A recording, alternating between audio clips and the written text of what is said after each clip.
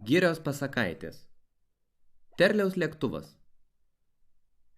Varlius Terlius mėgo išradinėti įvairius daiktus, nors ne vienas iš jų neveikia taip, kaip turėtų. Kartą jis pranešė draugams, kad konstruos lėktuvą. Tačiau niekas nepatikėjo, jog šis sumanymas pavyks. Jis niekada nepakils nuo žemės, suprunkštė voveriukas Kuokštukas. Ar kas yra girdėjęs apie skraidantį varlių, nusijuokė triušė Berta. Palaukit ir pamatysit, niekiek nesumišęs tarė Terlius. Vieną dieną pakelsite galvas ir išvysite mane skrendantį virš apynių giraitės. Ir jis ėmėsi darbo, pjaustydamas ir kaldamas savo sode. Keletą dienų Terlius darbavosi, o draugai vis užsukdavo pažiūrėti, ką jis veikia. Visi kaip vienas kartojo, kad varlius pluša tuščiai. Ir štai, vieną šviesų pavasario rytą jų laukia didžiausia staigmena. O už tai virš medžių pasirodė mažas raudonas lėktuvėlis. Iš lėktuvo kabinos jiems mojo varlius Terlius. Jis apsuko du ratus virš sodybos ir nuskriejo triušės Bertos parduotuvės link. Vaje, aiktelėjo paršelės Dručkis. Jis tikrai skrenda, visai kaip paukštis, nusistebėjo katytė Merė, žiūrėdama, kaip lėktuvas dingsta tolumoje. Jei Terlius sugebėjo pastatyti lėktuvą, mes taip pat galime, nusprendė šunelis Laris. Eime, visi drauge pasuksime galvas. Bičiuliai labai uoliai ėmėsi meistrauti. Pirmiausia, jie prie senos medinės dėžės pritvirtino propelerį, o paskui dar ir kelis balionus, likusius po paršelio Dručkio gimtadienio vakarėlio. Bet kad ir kaip jie stengėsi, dėžė nepakilo nuo žemės. Tada šunelis Laris prie krepšio pririšo seną skėtį. Jis užsikorė ant sienos ir įlipo į krepšį pasirengęs skristi. Dabar, sušuko jis, pastumk mane, Dručki, o aš išskleisiu skėtį. Dručkis stumtelėjo krepšį ir šis smigo žemyn. Laris išskleidė skėtį, bet krepšys jau atsitrenkė į žemę. Pasigirdo garsus bumt. Aš nežinau, ką dar galėtume padaryti, atsiduso paršelis Dručkis. Kaip tu manai, Mere? Bet Merė pavargo nuo visų bandymų skraidyti. Ji įsitaisė saulėkaitoje ir ramiai sau snaudė.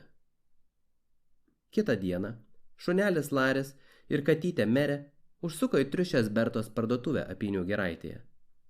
Visi gyvūnai viens per kitą aptarinėjo varlių Terlių ir jo nuostabų lėktuvą. Vakar jis skrido virš mano parduotuvės, susijaudinusi dalinosi įspūdžiais triušė Berta. Aš negalėjau patikėti savo akimis. Mes nusileidome prie upės, norėdami apžiūrėti jo lėktuvą, pasakojo voveriukas Kuokštukas. Bet Terlius laiko jį pašiūrėje ir mums jo neparodė. Mes paklausėme Terliaus, kaip jis veikia, pridūrė voveraitė Rudaakė, o jis tik nusijuokė ir pasakė, kad tai paslaptis. Visa tai labai mįslinga, pareiškė šunelis Laris. Ir aš ketinu išsiaiškinti, ką tai reiškia. Manau, kad Terlius sugalvojo kažkokį triuką ir iš mūsų šaiposi. Ankstų kitos dienos rytą Laris patraukė palei upę vingiuojančių takeliu Terliaus namų link. Varlius Terlius jau nemiegojo ir kasinėjo sodą. Lėktuvą niekur nesimatė, bet Laris pamatė užrakintą pašiūrę ir nusprendė žvilgtelėti, kas yra viduje. Ar šiandien vėl skrisi, Terliau? Paklausė Laris. Galbūt vėliau, atsakė Varlius. Laris akimirką pagalvojo ir paklausė.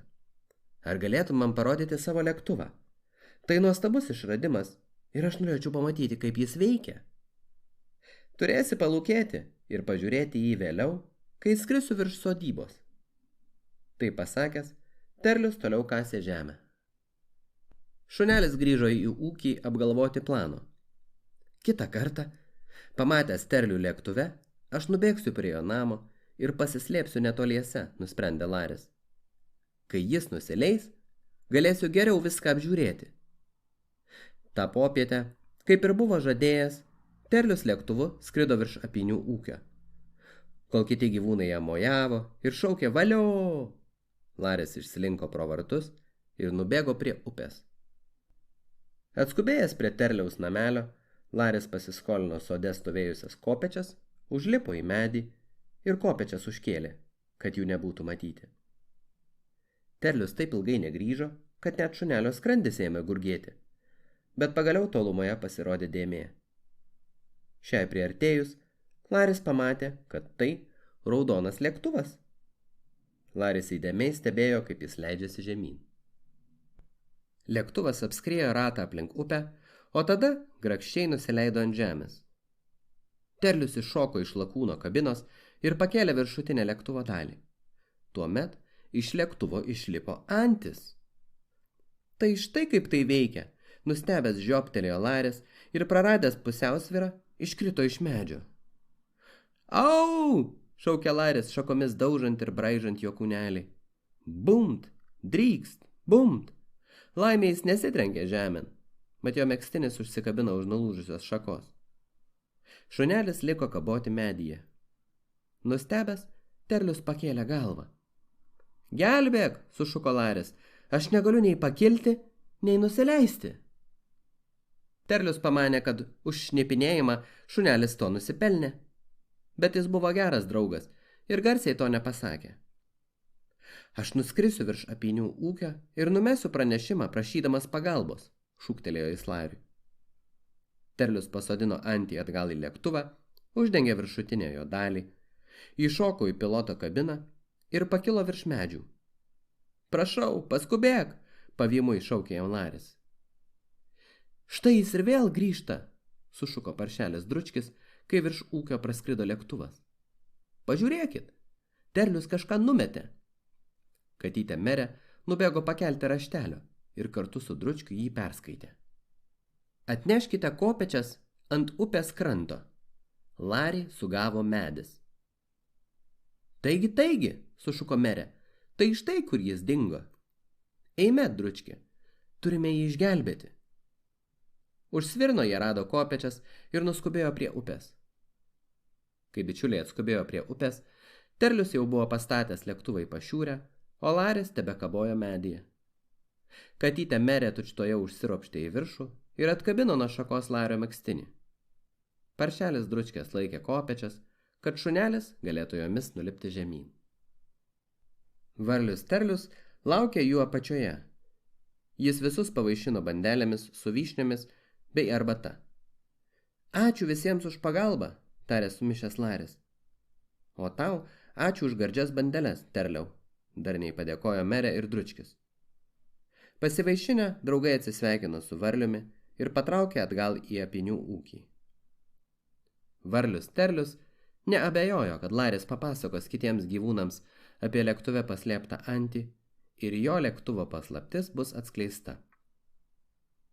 Kitą dieną Laris užsuko aplankyti Terliaus. Nupirkau mažą lėktuvėlę tavo lėktuvui, pradėjo jis. Aš niekam nepasakojau apie antį ir tavo paslaptį saugosiu toliau. Jie pritvirtino vėliavėlę prie lėktuvo uodegos. Terlius džiūgavo, kad niekas kitas, išskyrus Larį, nesužinos skraidančio varliaus paslapties.